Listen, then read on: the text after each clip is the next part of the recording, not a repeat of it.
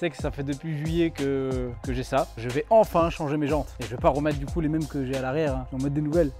Bon, du coup, qu'est-ce que je mets à la place? Alors, ceux qui me suivent sur Instagram, on les ont déjà vus. Pour ceux qui me suivent pas sur Instagram, voilà ce que je vais mettre.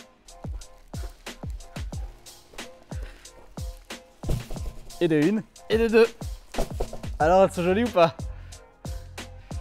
Ouais. Elles sont emballées, hein. Hop. Donc pneu avant Prima C4 Michelin et à l'arrière Pilote Sport 4. Hein, je vous ai expliqué dans ma précédente vidéo comment faire pour choisir les pneus. Oula, reviens là toi. Hop. Bon, on va mettre ça là. Bon ok, alors aujourd'hui je vais vous expliquer comment j'ai fait pour rénover mes jantes, parce que je les ai pas achetées dans cet état, hein. Quand je les ai achetées, elles étaient dans un état bof, vraiment très bof. Elles étaient grattées sur les côtés et très sales, tellement sales que j'arrivais pas à les nettoyer. Bref, bon du coup je vais vous montrer comment j'ai fait ça et ensuite on va les installer, hein, voilà. Par contre je m'excuse d'avance parce que les vidéos au moment où j'ai poncé les jantes, je les filmais encore à l'époque avec mon iPhone, donc il risque d'avoir une différence de qualité entre certains plans, donc bon. Alors il faut savoir que ces jantes là, je les ai achetées avant celles que j'ai actuellement sur la voiture. C'est pas tout à fait les mêmes et en fait je les ai achetées pas cher mais les pneus dessus étaient nazes. Donc les jantes actuellement sur ma voiture, je vais les garder pour des jantes hiver. Et celles-ci, je vais les emmener chez mon pote carrossier pour qu'il les rénove et ce sera mes jantes été. Voilà. Alors quand je dis que je vais les emmener chez mon pote carrossier pour les rénover, je fais bien évidemment allusion à une nouvelle peinture. Mais avant de pouvoir les repeindre, il faut les poncer. Et comme vous le voyez, elles sont assez crades et abîmées. Et pour le ponçage, c'est moi qui m'y colle. Du coup, j'ai commencé par enlever les plombs collés à l'intérieur de la jante à l'aide d'un tournevis plat. Ensuite, avec une spatule, j'ai gratté le gros de la colle. Et pour finir, avec une grosse gomme sur une visseuse, j'ai enlevé le reste de la colle. Bon, c'est maintenant que ça devient marrant. Je pense que vous avez remarqué, mais les jantes sont excessivement sales. Et avant de les déposer chez mon pote, j'ai essayé de les nettoyer à plusieurs reprises et j'ai pas réussi à les rendre plus propres que ce résultat. Du coup, j'ai poncé avec du papier abrasif pendant longtemps.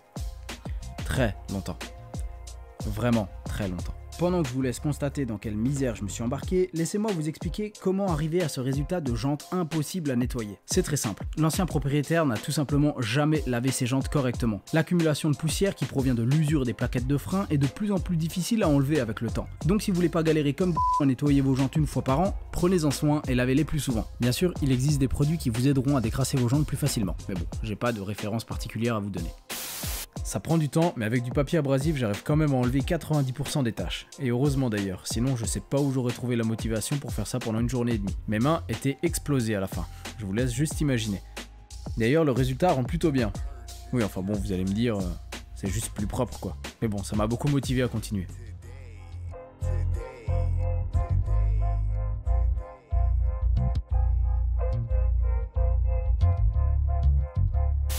Une fois les jantes propres, je me suis attaqué aux rayures et aux impacts. Pour rattraper les contours de la jante, j'ai utilisé une lime pour limer les grosses rayures autour de la jante. Après, il existe aussi une technique qui consiste à mastiquer plutôt que de limer, donc rajouter de la matière plutôt que d'en enlever. Mais bon, Mathieu m'a plutôt conseillé d'utiliser la lime. Donc voilà, chacun sa technique après tout. Ensuite, avec une ponceuse pneumatique et un grain 240, je suis passé sur les surfaces planes de la jante. Et ensuite, toujours avec du 240 dans les endroits les plus inaccessibles à la main.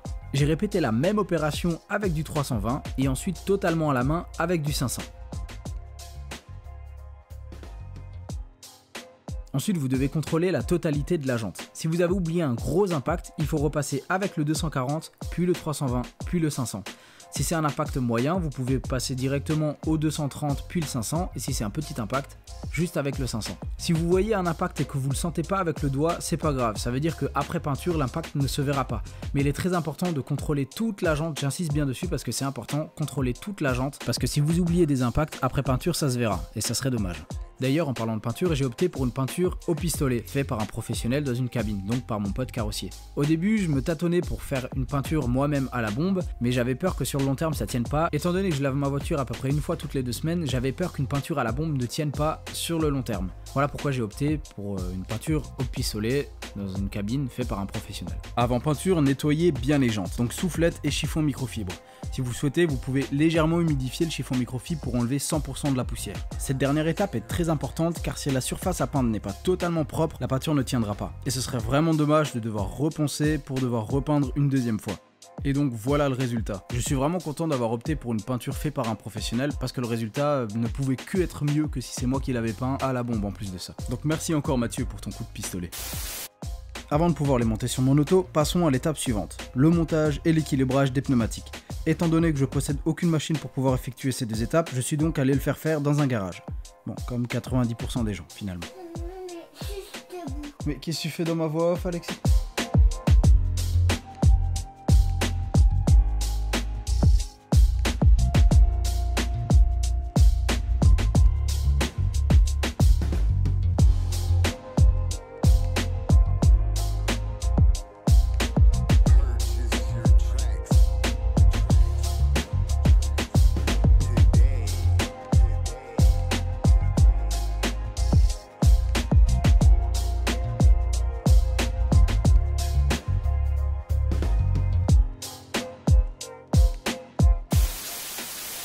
Du coup, juste avant de les installer, je vais vous montrer 2 ou 3 accessoires que j'ai achetés avant le montage.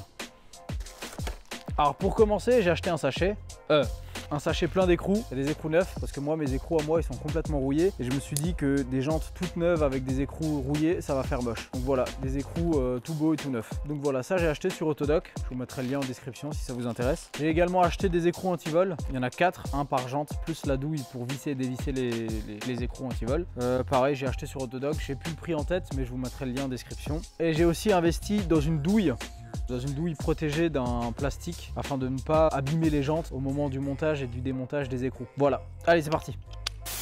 Ok, pour commencer, on va faire attention à pas se tromper parce que du coup il y a un sens de roulement, hein, et si je mets la jante gauche à droite, ça va pas le faire. Alors, pour s'assurer de la bonne rotation du pneu, c'est indiqué sur le flanc.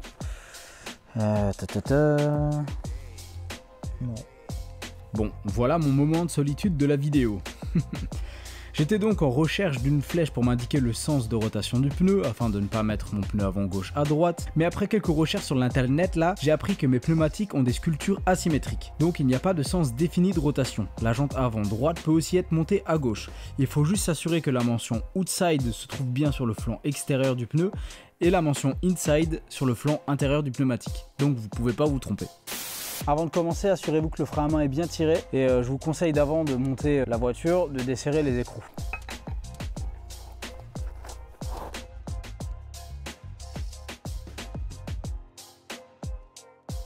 Voilà, simplement desserrer. Ensuite, je vais mettre du cric d'origine pour soulever la voiture. Voilà.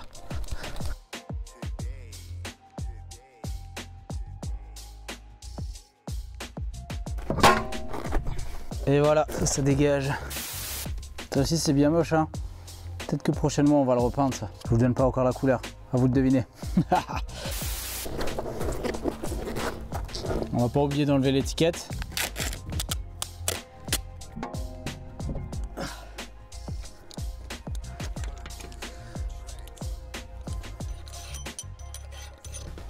Ok, donc du coup, le dernier c'est l'écrou anti-vol. Donc l'écrou anti-vol, la douille. On met ça là-dedans.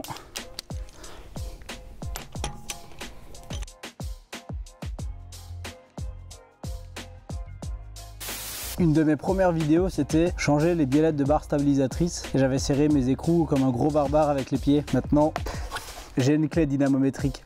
Ne vous inquiétez pas. En ce qui concerne les couples de serrage pour les jantes, il faut serrer à 110 Nm. On m'a même conseillé 120. Donc voilà. Je suis à un peu plus de 110. Voilà, on va serrer en croix. Hein. Je vais vérifier. Ok. Voilà, on va pouvoir passer à la jante arrière.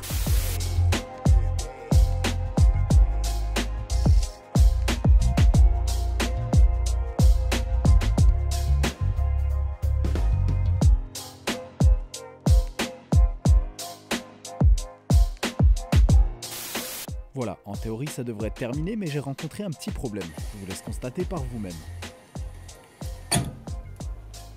Là où j'ai manqué de vigilance, c'est sur la longueur des écrous anti-vol. Comme vous le voyez, ils sont 1 cm plus longs que les écrous classiques.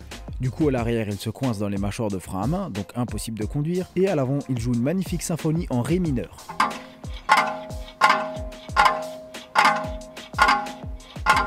Donc vérifiez bien la longueur de vos écrous avant de les changer ou de les commander. J'ai donc dû réinstaller les vieux écrous rouillés provisoirement. Super. Du coup je vais devoir modifier mes écrous anti-vol, les raccourcir proprement ou alors en acheter des nouveaux. Je me suis pas encore décidé. On verra ça plus tard.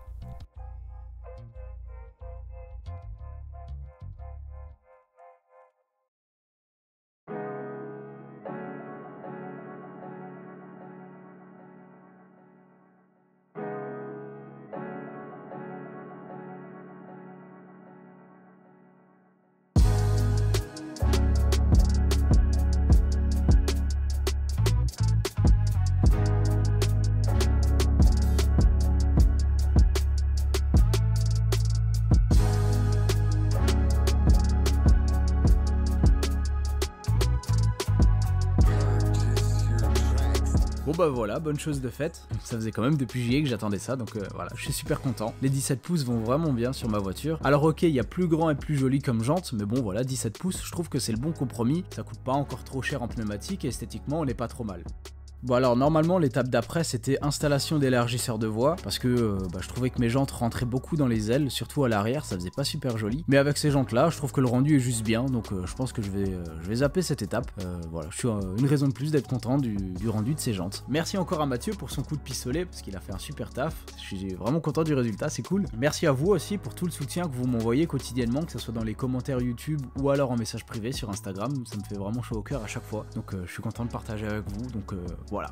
Nous sommes à présent un peu plus de 2000 sur la chaîne depuis l'interview de la M3 E46. Encore une vidéo qui vous a plu et du coup ça me fait plaisir de partager tout ça avec vous. Bienvenue nouveaux abonnés et puis voilà, je vous dis à la prochaine sur Susquette Mécanique.